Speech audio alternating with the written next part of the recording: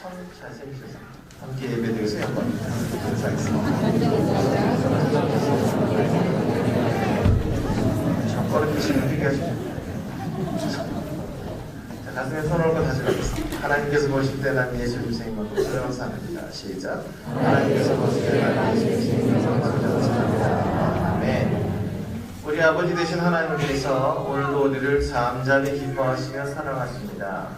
곤란과 어려움 앞에 자주 실망하고 또 낙심과 실패를 반복하는 인생이긴 하지만 주님은 우리를 또다시 회복시키시기를 기뻐하십니다. 이처럼 한번 손잡고 가는 인생을 다시는 놓지 않으시고 인도하시는 하나님의 은혜 누리게 합당한 믿음의 삶들을 다 살아가시기를 주님의 이름으로 부탁드립니다.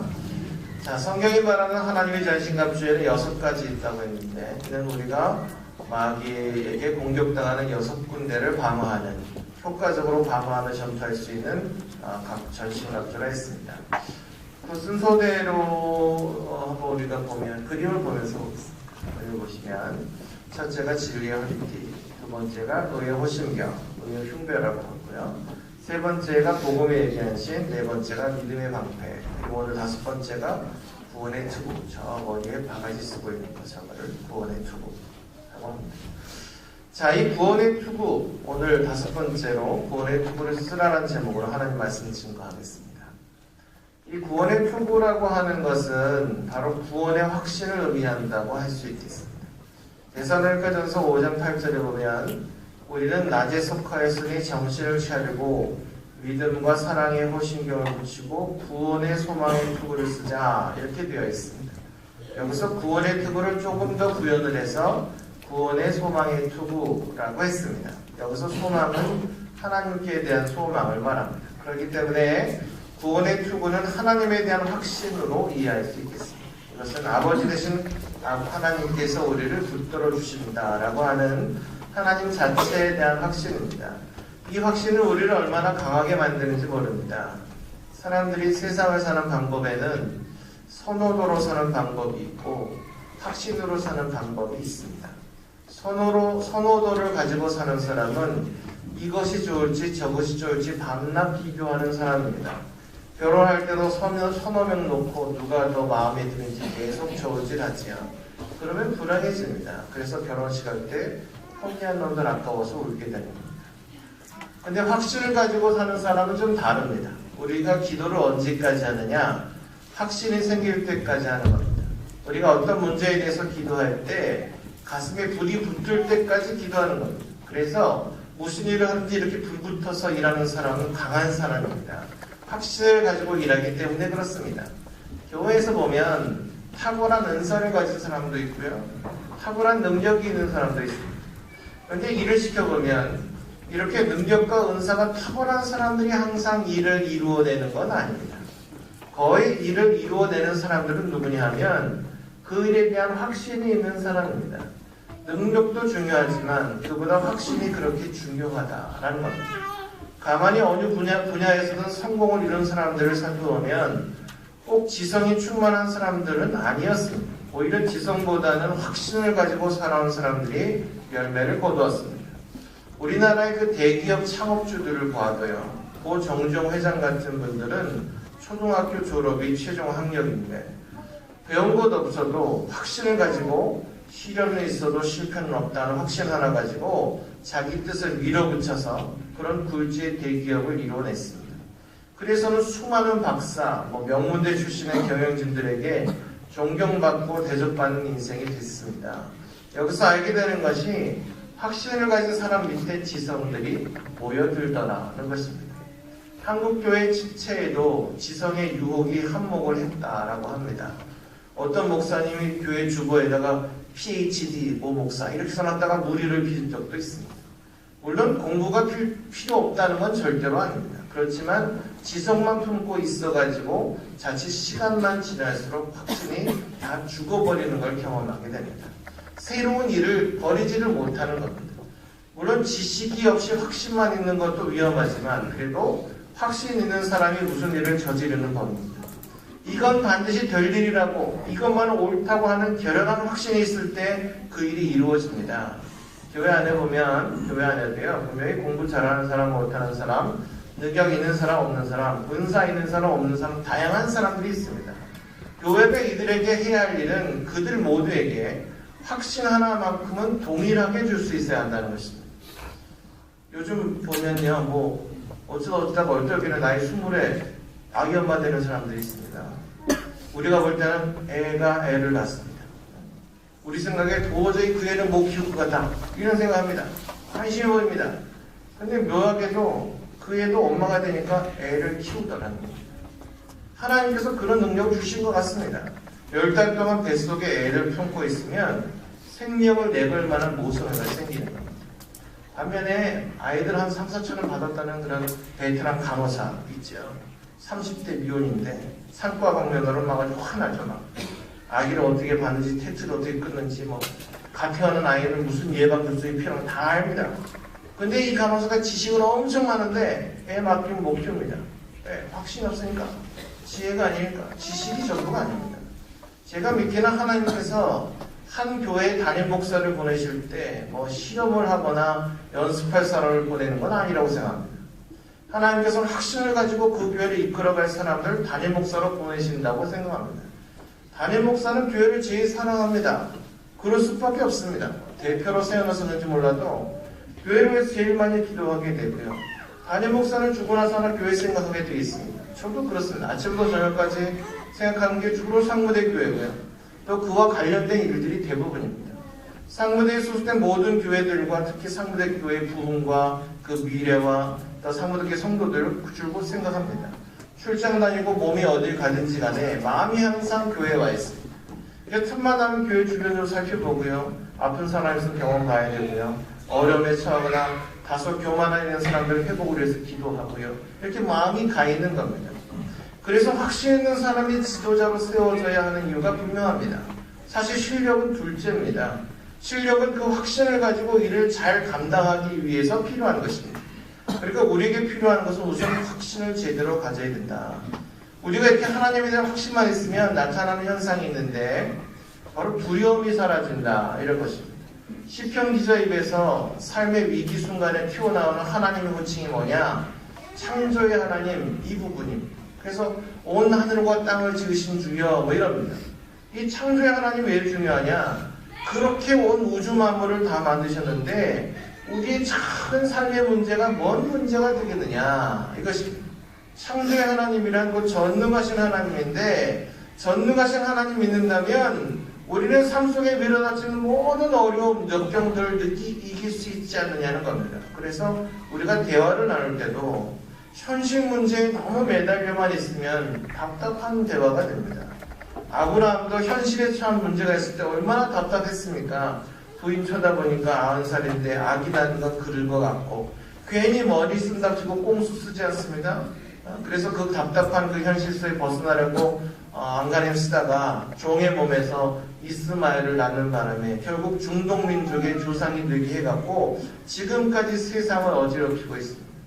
그러니까 우리 인간은 하나님을 바라보지 않고 수를 쓰면 쓸수록 이렇게 수습할 수 없는 문제를 일으킵니다. 그러니까 기도하지 않는 사람은 좀 가만히 있으면 좋겠습니다.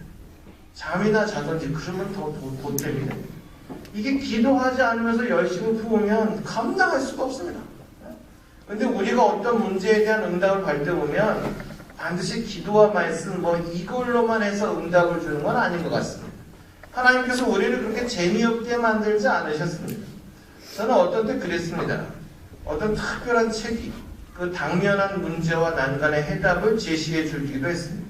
또 어떤 때는 좋은 사람들과 대화하다가 그 이상의 유익을 얻은 적도 있습니다. 그것만도 아닙니다. 아주 다양하게 하나님께서 우리 인생 가운데 간섭하시고 역사해 주시는 것을 보게 됩니다. 그러니까 우리가 어떤 문제가 있을 때, 시험과 환난에 있을 때 그 속에 파묻혀 있으면 절대로 문제를 효과적으로 해결할 수 없습니다.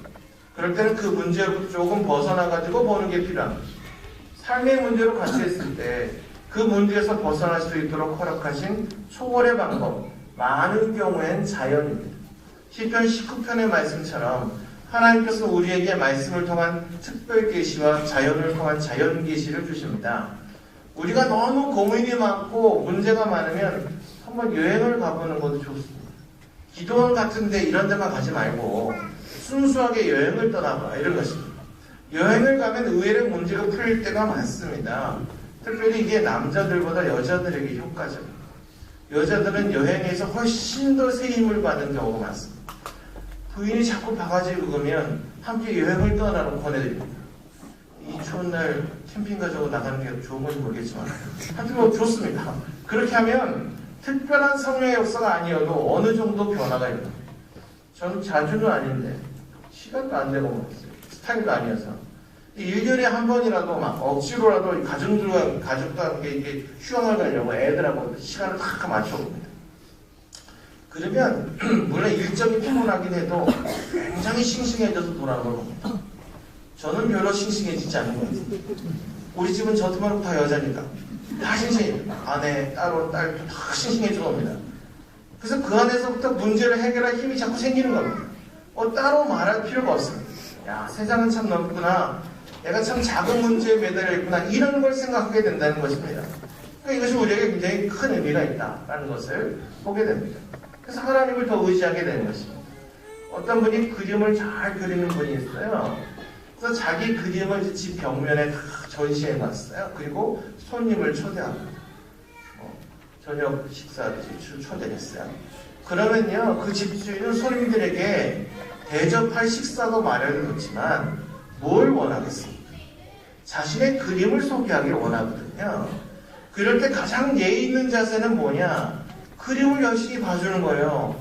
보고 끄덕끄덕 해주고요. 막 이해는 안 되지만 대단하네요. 세계적입니다. 감명받았습니다. 그게 예의라고 생각합니다. 나는 그림에 관심 없어요. 밥만 주세요. 이러면 이건 싸가지 없다는 얘기입니다.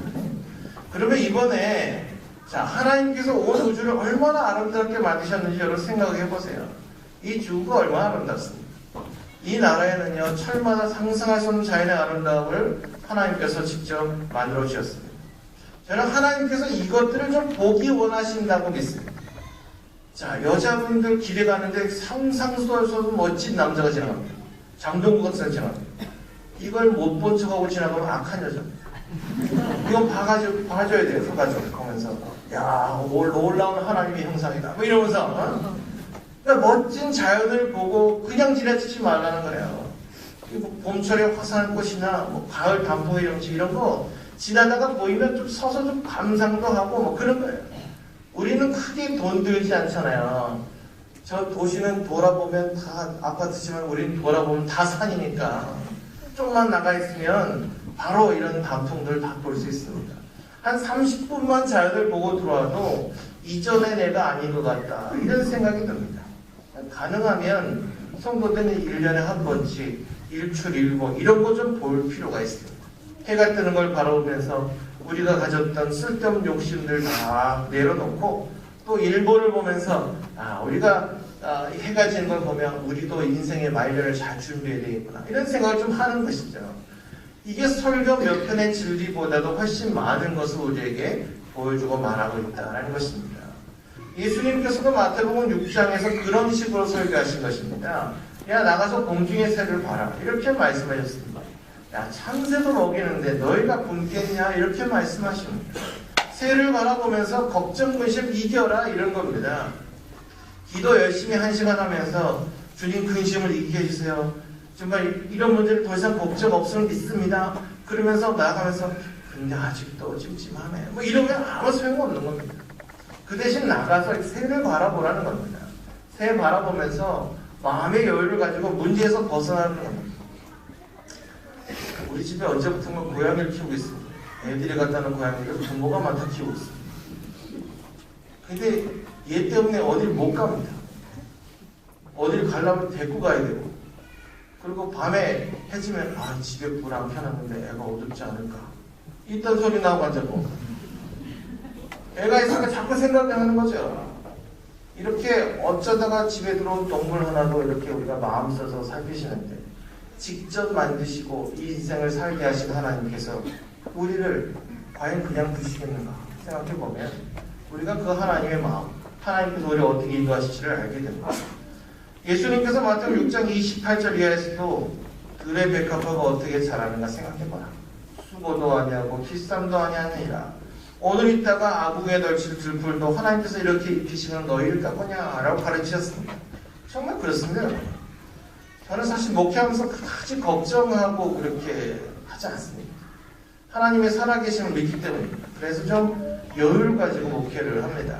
문제는 있을 수 있습니다, 여러분. 사람들이 병 나는 것 같은 거, 그거 이상한 일이 아닙니다. 병 납니다. 고치면 되죠. 또 사람들이 또 시간 지나면 죽는 거, 그거 너무 안타까운 일이지만 사실 누구나 때 되면 죽는 거예요. 다 있을 수 있는 일이 일어나는 거고요. 어느 하나도 하나님의 섭리를 벗어날 수 있는 게 없어요. 이런 걸 좀 받아들일 줄 알아야 돼요. 문제는요, 항상 집착하는 데서 생깁니다. 믿음의 조상이라는 아브라함이 집착했던 게 뭐냐? 아들 문제였습니다. 하나님이 약속하신 아들이 오랫동안 잉태조차 안 하니까 아무도 아브라함 마음속에 절망과 우울이 있었던 것 같아요. 그때 하나님이 뭐라 하셨습니까? 나와라 그러셨습니다. 그리고 자, 하늘을 우러러서 무별을 셀 수 있나 좀 봐라. 수많은 별을 맞으신 하나님께서 야, 저 별들의 수를 세지 못하는 것처럼 내 자손도 그러하리라 말씀하셨습니다. 하나님께서는 문제 속에 갇혀있는 허덕이는 아브라함을 자연으로 불러내갖고 그걸 넘어서도록 하신 것입니다. 우리에게도 그런 믿음이 좀 필요하다는 겁니다. 우리에게 문제가 닥쳤을 때 그 문제에서 벗어나게 하도록 기도한다면 사실 그건 정확한 기도는 아닙니다. 우리는 문제를 만났을 때 그 문제를 통해서 하나님 여기서 목적하시는 바가 무엇인가를 물어봐야 됩니다. 거의 그럴 때 하나님 목적은 나를 변화시키려고 하는 데 있어요. 나를 고생시키려는 게 아닙니다. 내가 변화해버리면 시험은 그냥 사라지는 겁니다. 왜? 목적이 성취됐기 때문에. 바로 그겁니다. 하늘에 있는 별을 바라보고 들의 꽃을 바라보고 공중의 새를 바라보면서 문제 밖으로 나오면 비로소 문제의 실체가 보인다는 것입니다.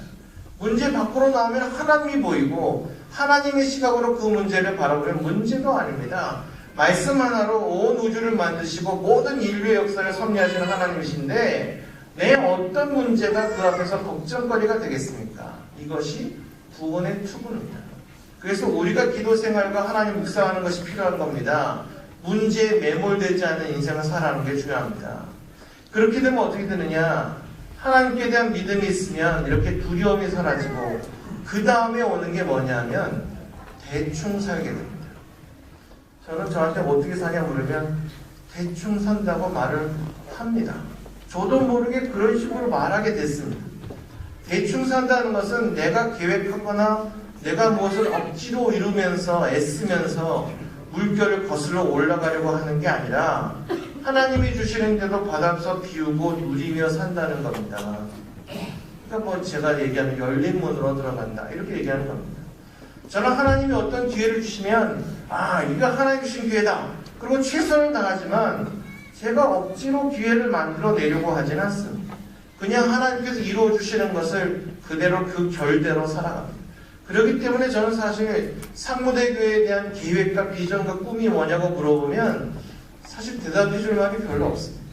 생각이 없는 게 아닙니다. 없는 게 아닌데 해봤는데 이제까지 계획을 세운 대로 된 적이 한 번도 없습니다.